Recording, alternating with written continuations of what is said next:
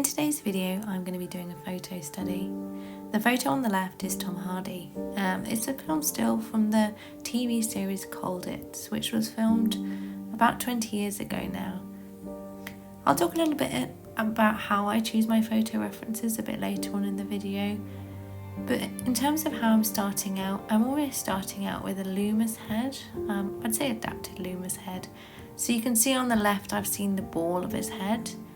I've observed that he's got a very strong tilt in his eyebrow, and that's giving him an almost quizzical expression.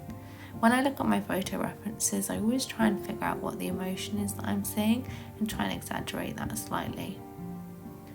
I'm looking out for key shapes in his face, so this is, although I sort of started off a bit Loomis, I've also combined a bit of visual or linear blocking as well. So that's what I'm replicating in my drawing on the right hand side. I'm keeping my lines very straight and very soft and doing multiple lines where I'm not very sure.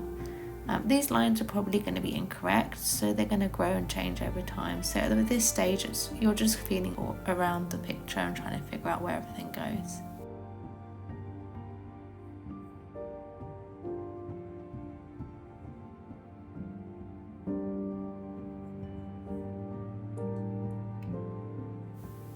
I would say the defining features that Tom has, he's got very unusual lips.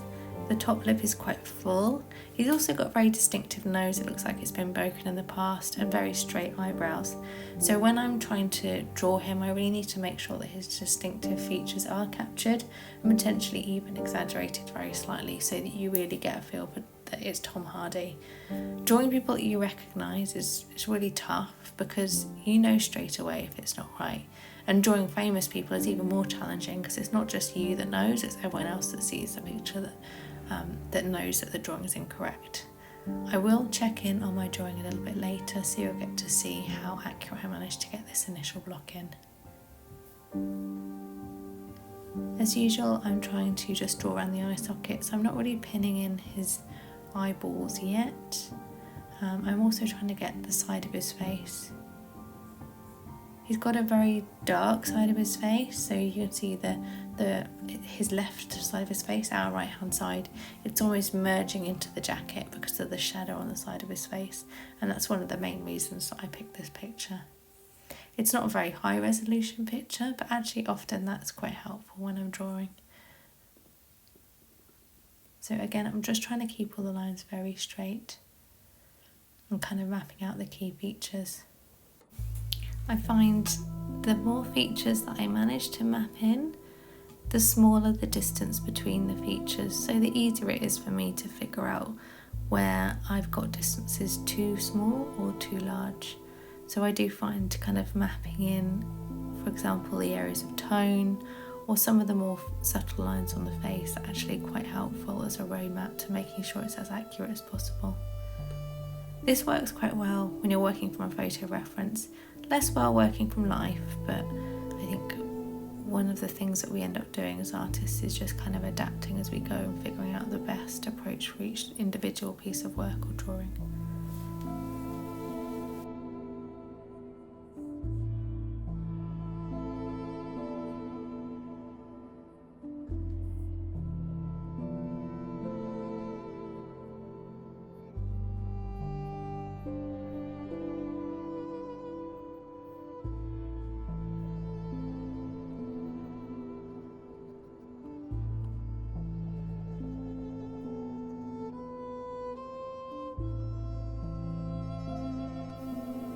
One thing you may have noticed is that I've changed the tilt of the drawing. Unlike in my previous drawing where I changed the tilt by accident and straightened them up, in this drawing I've actually exaggerated the tilt, and in this case it was actually a conscious decision. I really want to almost lean into the drawing, and I thought just introducing a little bit of tilt just kind of felt like the right answer here, to kind of lean into the pose. I guess we'll see whether it plays out or not. The observant amongst you may have noticed that original Loomis ball I did is grown, so the outside of his head has gone way bigger. That's because I realised that although I had that Loomis head right, I placed his nose too high up, so everything's had to kind of shift upwards. That's okay. I mean, one good thing about having a good eye for comparative measurements means that you're able to fix and solve things on the fly.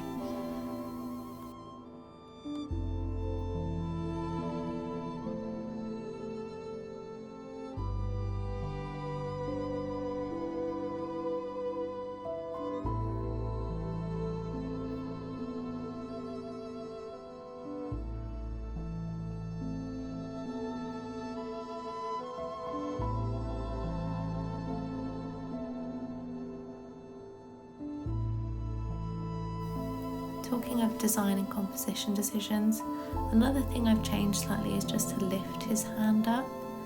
I didn't really want to just have the top of his hand, I did kind of want the whole hand in the frame, and I thought it would just, if he's lifting his hand up towards his mouth with his cigarette, then it's feasible like in 1 second after this photo is taken, his hand's further up. So I thought if I just moved it up, it might work out. But this is a sketchbook, so we're experimenting. Do take your time to measure things. I know you can see that I'm not doing it because I mostly eyeball it, but measuring is incredibly helpful while you develop your eye, so I would encourage you to go ahead and just keep checking in on dimensions. As much as you can fix now, the better, because it's better to fix it now before we do the overlay in a minute.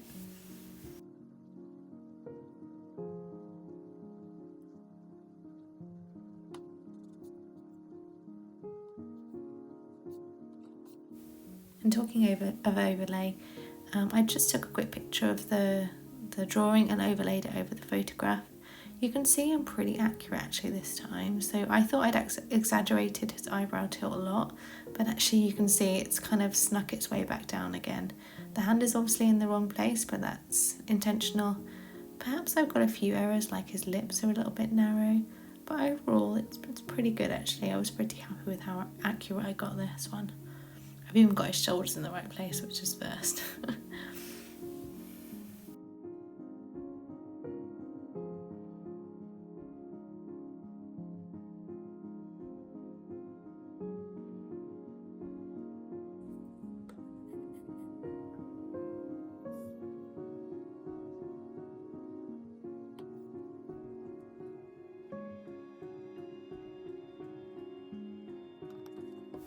So the next stage is applying the tones. As I spent quite a long time blocking out the major areas, you almost need to treat this like a colour by numbers. Break it down into kind of 3 or 4 or 5 main tones and just lay those in, not worrying about any of the detail, just trying to get the big shapes and colours correct. In this case, as the picture is quite dark, except for the areas on his hand and nose, I've decided to go in with like an even tone all over the drawing. Perhaps what I should have done is just started off with this tone before I did the drawing, so I'm just trying to be a little bit careful so I don't lose my pencil marks. Now I'm just applying a bit of blending. I'm using my stump stick and just not pressing too hard, so you can still see some of the textures remain and I'm not losing my pencil marks, but I just want some even tone as I build in the next stage, which is kind of the more rough and dark textures. You can see I have left the light areas around his nose and forehead. I decided later it was probably unnecessary, but you can either leave them out or you can add tone and then lift it off with an eraser later. Both work absolutely fine.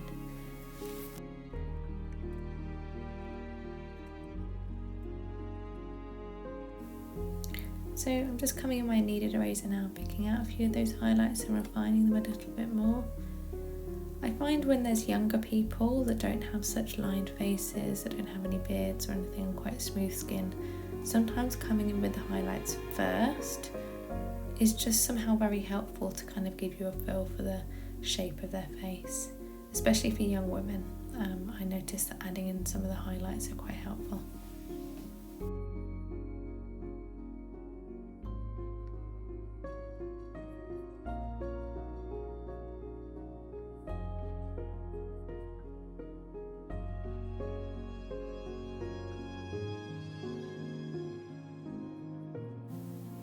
So in the next stage, I'm just building up some of the tones. I'll be working my way around the edge of the shadow shape that he's got running down the right side of his face, well, his left side, our right side, and just really focusing on the edges that I see around that shadow shape and just really building it in as true as I can. I'm not worrying too much about making a smooth texture. You'll see lots of hatching, a bit like in Sergeant style and in the style of some of my other sketchbook exercises. I'm just really trying to get an interesting picture really, and having a little bit of a play and experimentation.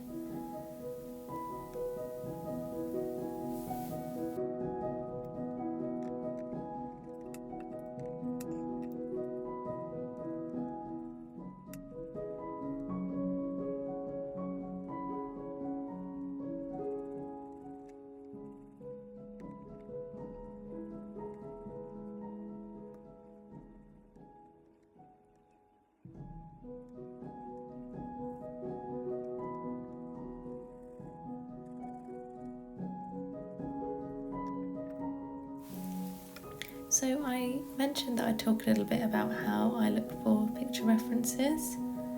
I've got a few different sources of picture references. The source I use really depends on what I'm trying to achieve, what the purpose of my drawing or painting is. Often for sketchbook exercises like this, for pictures that I'm not going to sell, it's just for me to practice, I'll usually use Pinterest. I do like master studies, so I usually kind of find those in Pinterest and maybe then hunt down high-res versions on museum websites. Instagram is a really good source. There's a few dedicated art Instagram pages that really post great art if you're really not sure of who your artists are yet and you want to discover new ones. One thing that I would say about Pinterest is just do be a little bit careful. Even if you're not actually producing a picture to sell, do spend the time to hunt down the picture reference if it is a photograph so that you can give credit. Keep an eye out for AI images. I find that they're really unhelpful to draw from because when you actually look at them with a knowledge of anatomy and underlying structure, you see a lot of those images are flawed, apart from various other issues with Gen AI and AI images. If you're actually wanting to sell your picture, then there are a few great resources. So Bryce Liston has a Patreon with lots of great photos. I'll link that in the sidebar. There's also other references like Raw Rumba Studios, which have great photo references, East Oak Studios, and other apps like the Sketchy app. When I'm looking for a photo reference, I think mostly I'm looking for an interesting face. I'm looking for something that catches my attention. I'm looking for emotion, but also things like good lighting are really important just because of the style of the pictures I draw. I really need like some strong shadow shapes in order to get the picture that really I find enjoyable to draw and looks its best. Just because a photograph is a great photograph doesn't mean it's going to be a great drawing. So I think after a while you get a feel for what photographs do make a great drawing and which photographs don't.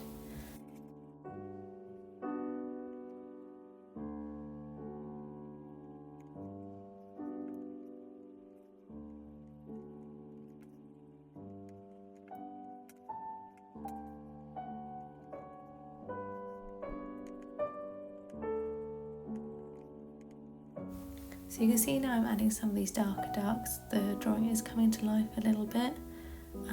Because I started from the light first, it needs those darker areas for everything else to make sense. I am a fan of having very varied pencil marks, so you can see I often have like hard double lines around the edges of shadows and shapes, and I have a mixture of kind of up and down, hatching, smooth areas. I erase into areas, I have little interesting shapes.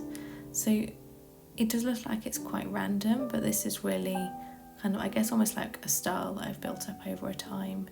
I have to say, doing digital art and experimenting with my iPad has really been what unlocked this style for me. So if you do have an iPad, if you do have digital art resources that you haven't used, and maybe worried that that will have a negative impact on your artwork and your traditional mediums, then I promise you it really doesn't. especially if you're able to adapt the digital artwork to a more traditional style. I find the two really do kind of help each other. So the more I add in these darks here, the more the picture is really kind of coming to life, which is a bit of a relief, because there was a moment there when I was just working on the lights where I really wasn't happy with it.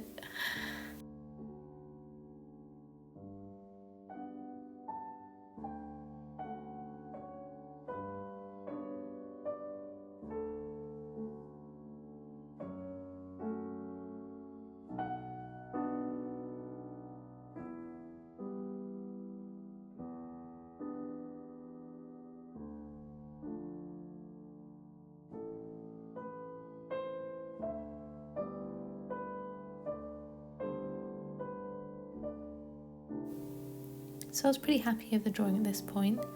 It does look a little bit stylized. It looks a little bit skinnier than him in the face, a little bit more wry somehow, but I kind of like that about it. I think the trick I decided to do now was to really build up the darks. Hopefully what this drawing can show you, and this video can show you, is that you don't always have to be 100% faithful to your reference. You can take artistic decisions to change things. Just because, as I said, just because something works in the photo doesn't mean it's going to work in a drawing. If you've got areas of light that you want to exaggerate, sometimes you can do that by adding some really, really dark areas around it, and just really exaggerate and pump up those darks so that the light areas really shine. So that's kind of what I decided to do in my drawing. You'll see in a little bit. It can take some time to build up the dark areas, especially if you don't want to have too much monotony in the marks that you make. So it does sometimes involve a little bit of smudging and hatching. I don't think I got it 100% right, but as you'll probably see in a minute, I think adding in some of those dark tones and maybe a few different textures, I think really amped the drawing up. Another thing that is quite important to do if you are trying to get a likeness is try kind of moving things around. So as I said in previous videos, take breaks. I also find turning the picture upside down is quite helpful. In this case I did it so that I wouldn't smudge pencil everywhere, but as soon as I turned it upside down, it really allowed me to kind of see things in a whole new light and spot some of the areas that I think I wanted to change. And it's not just drawing errors, it's even things like tonal errors and tonal things that you want to do that you can sometimes suddenly see when you change a picture, when you turn it upside down or when you flip it horizontally.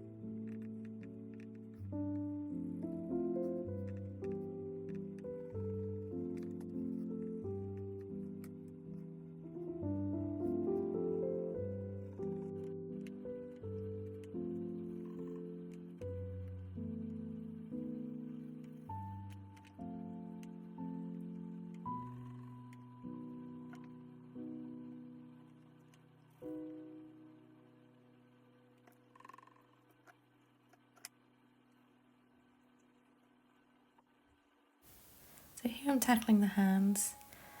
Believe it or not, I can actually draw hands, I promise, but for some reason I really struggled with these. It was very hard not to make them look like some saddle gloves, but I think I maybe got there in the end. I'm not too sure. I'm still happy I included them though, rather than just rub them out and ignore them like I've done in other videos.